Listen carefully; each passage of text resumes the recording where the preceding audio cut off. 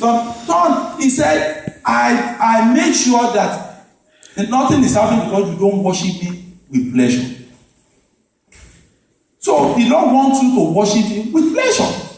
So until we remove that cause that God put in that Deuteronomy 28:47, we may not go well. It might not go well.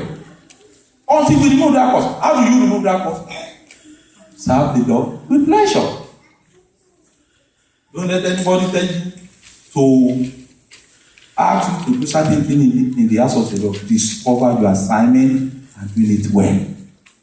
Coming Sunday for 3 hours, and then you want to be a boss of everybody. That is not the way to worship God. I am telling you the fact. That's not the way to worship God. What you want to do to be in 3 hours, you want to come. Let me tell you, in an organization like this, when you have a lot of people coming every day and doing the work of the Lord, you will see on Sunday, early in the morning before everything comes, sometimes people will be cleaning that place, and because of that, we have not received one ticket in 2 years. Then are you telling me that people who have not been coming to church every day until Sunday, they will come down and make decisions on those people? I want to know where that happens. I want to know why which organization those things happen. Turn unto God. That's what I'm saying. Turn unto God with all your heart.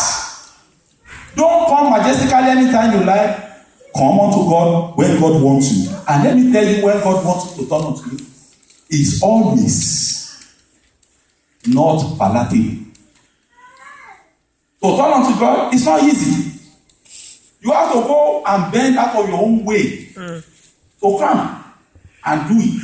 Yes, when you serve the Lord only when you find it comfortable. You cannot get the best out of him. You can only get average. You will not be average person in Jesus' name. Amen. Despite the shame. Yes. Despite the shame. Despite the shame, we still talking about Hebrews 12 too. Despite the shame on the cross. No matter what shame I do.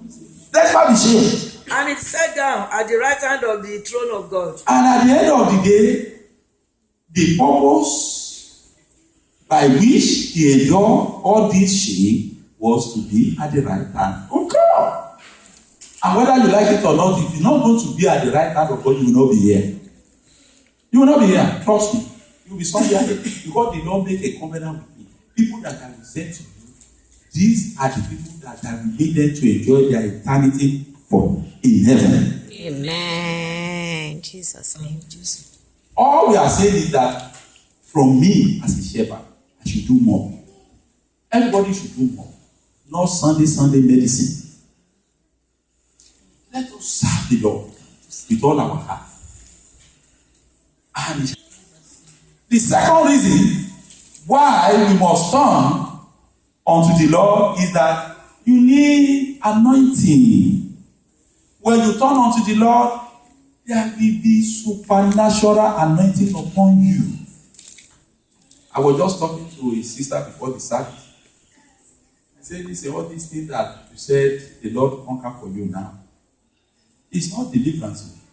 Because other people say deliverance. Deliverance means that they just pray for you, for that thing to go through the power of that anointed man of God, and it goes. It will come back. But when you are dealing with anointing, and the man of God impart upon you the anointing of God, not deliverance. Not only that the problem will be solved, but anywhere the problem comes, because you have anointing upon it, it will scatter. Amen. That's the difference between us, spiritual churches, and gospel churches. They do deliverance. We all go for the anointing in this place. That every service day, the anointing of the Lord will increase in your life. Amen. Anointing of God is supernatural power of God that make impossibility possible. Because he said, Luke 1:37, he said, with me, nothing is impossible. For you, in the name of Jesus, whether you are led right or wrong, nothing will be possible for you. Jesus. Amen. All the Lord is saying, turn unto God. Turn unto me. I always tell you that a future king that God wants to crown or the people want to crown, if you behave like a king today, they will not let you become a king in the future. If you begin to act as if you are the head and the toe of everybody, you're not going to get anywhere. You have to surrender yourself, calm down, and the Lord will put you up. Ọba lọ́la tó bá ṣe bí ọba lónìí wọn ní jẹ́ kó dé bẹ́ẹ̀. A future princess that you know you're going to get the grace of the Lord in the future. If you start acting uselessly now, you will never can get there. Turn unto me, and I will turn unto you, says the Lord. The anointing of the Lord. Why must I turn unto God and forget about everything in my heart? Because of the anointing.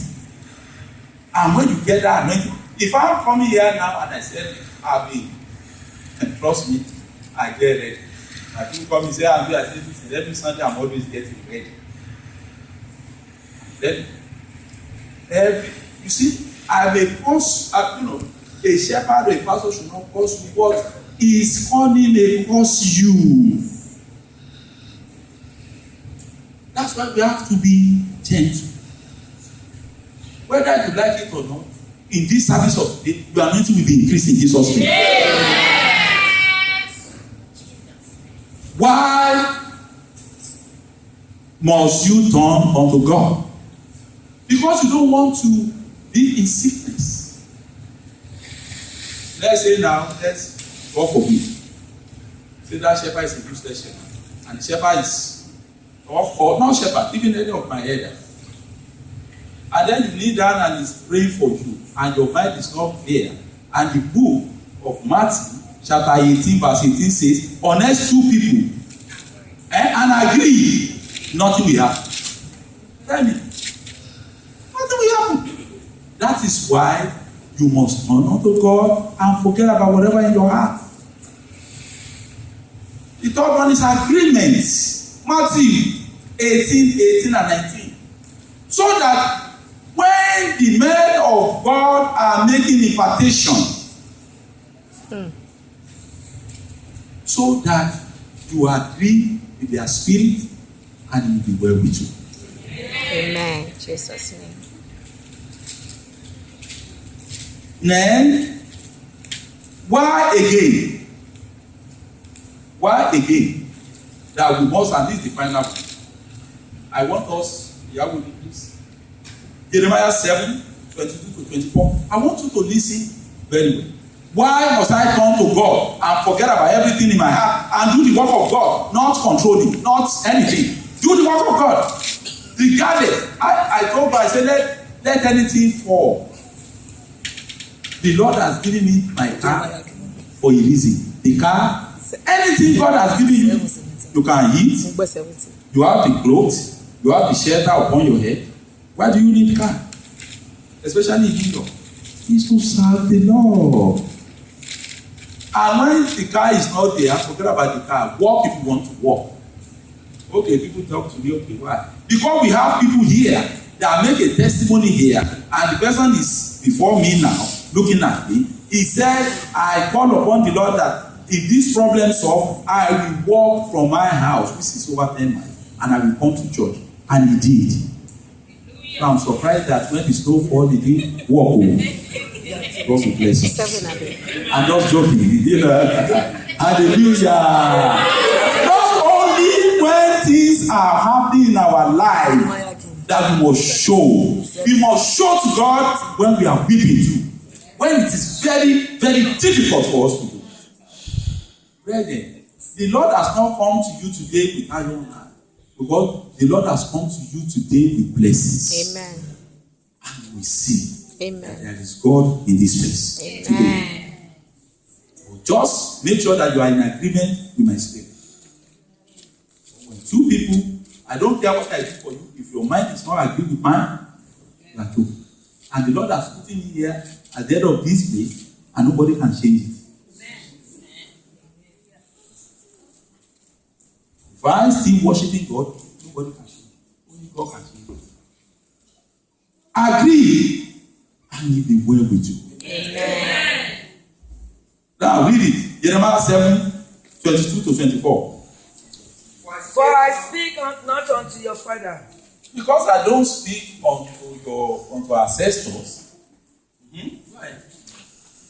For I speak not unto your father, nor commanded them in the day that I brought them out of the land of Egypt. Yes. Concerning burning offering of sacrifice. Not right. But this thing commanded. But this is what I have commanded them.